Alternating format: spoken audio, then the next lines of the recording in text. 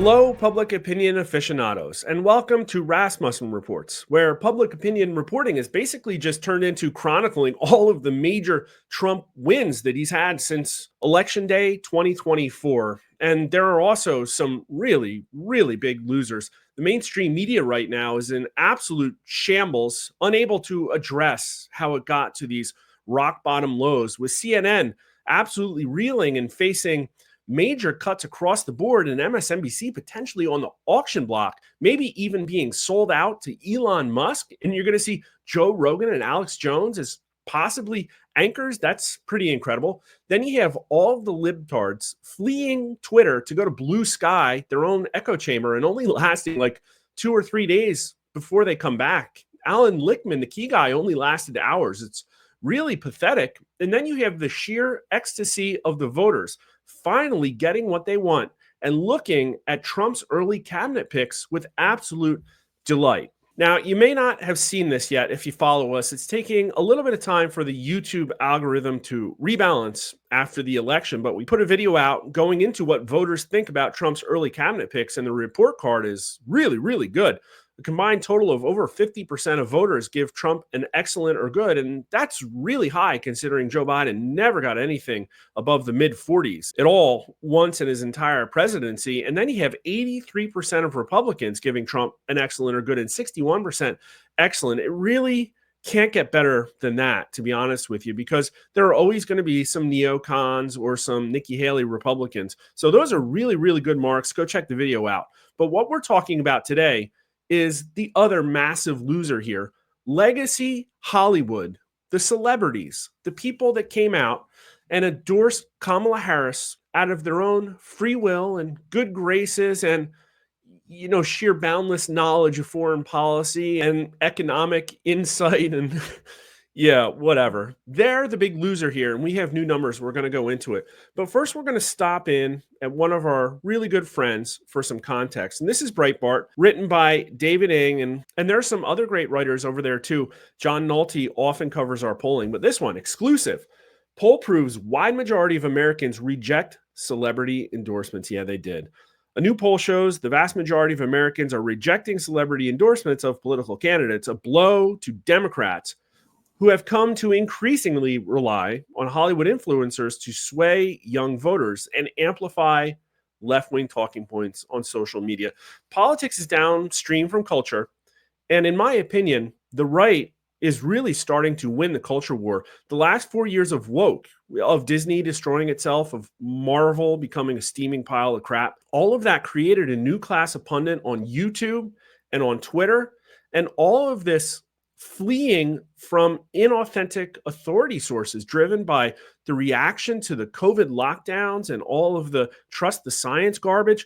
People are sick of authority. They're sick of inauthenticity, and that's what they're getting out of Hollywood. It's really not a good way to run a campaign in modern day 2024. It's almost like a campaign of 20 years ago, and yet they still did it. But I digress. For the recent presidential election, a full 75% of survey respondents said a celebrity's endorsement of a candidate made no difference or not much of a difference on how they voted, according to a new Rasmussen poll released today. Surprisingly, respondents who identify as liberal were more likely than others to disregard the opinions of a celebrity.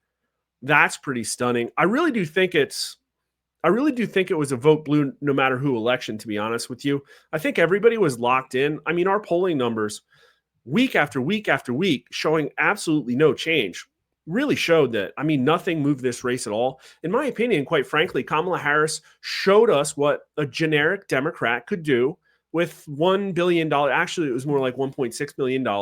And the full weight and force of the legacy mainstream media and Hollywood entertainment. And she lost.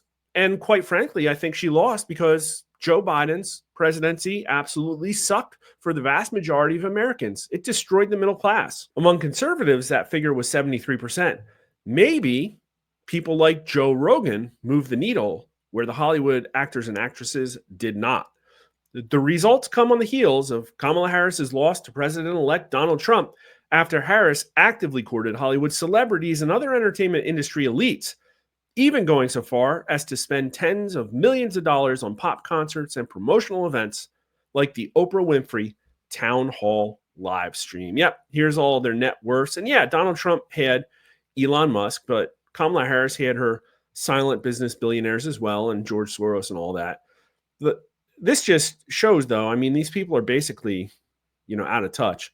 The series of election eve concerts in key swing states cost the Harris campaign as much as $20 million, helping push the campaign into debt after it blew through $1 billion, like I said, probably more like 1.6, raised by the donors. The Oprah live stream reportedly cost $2.5 million to produce.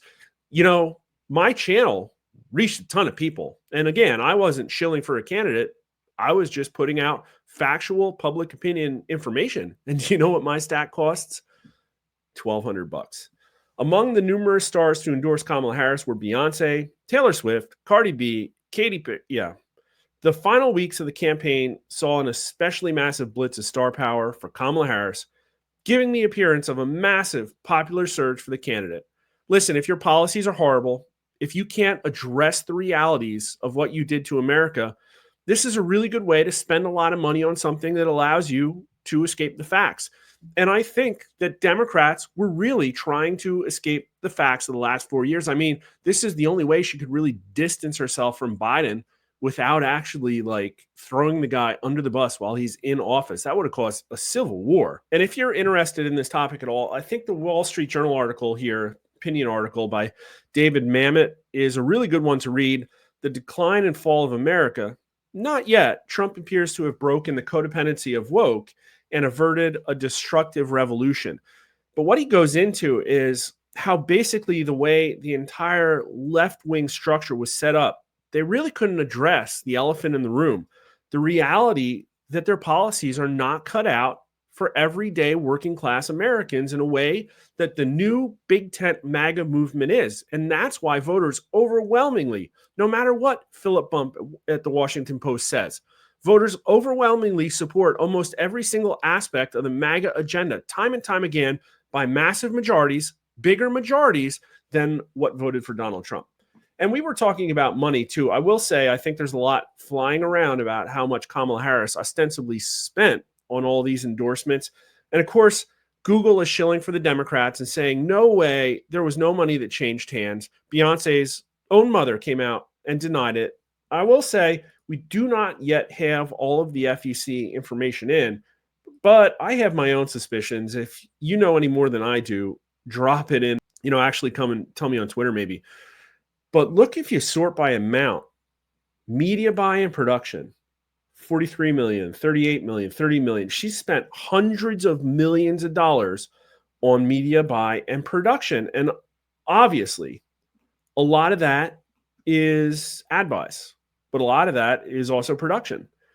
And so is one of the new ways to get an endorsement without paying for it, to overcharge for production expenses? I think that's a really solid question, especially considering I think $1 million changed hands for Oprah Winfrey. But whatever.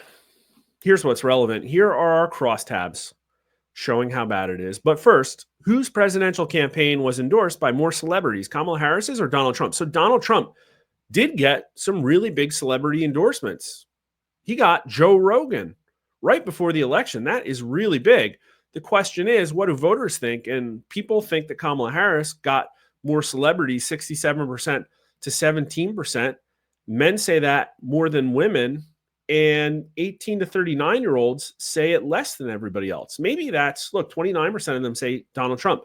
Maybe that's because they're more tapped into the internet, and Barron Trump's podcast blitz was effective because the 18 to 39-year-olds went more to Trump than they have in the last 8 years. It's absolutely incredible.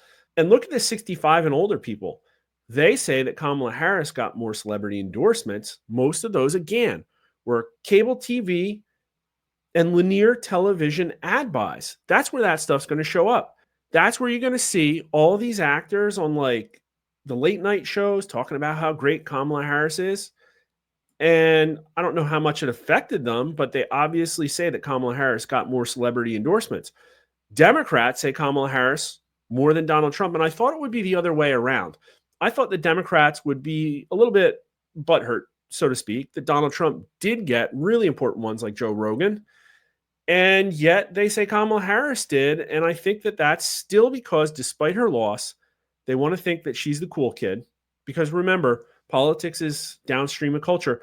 And Republicans say Kamala Harris more 57%, but 29% say Donald Trump.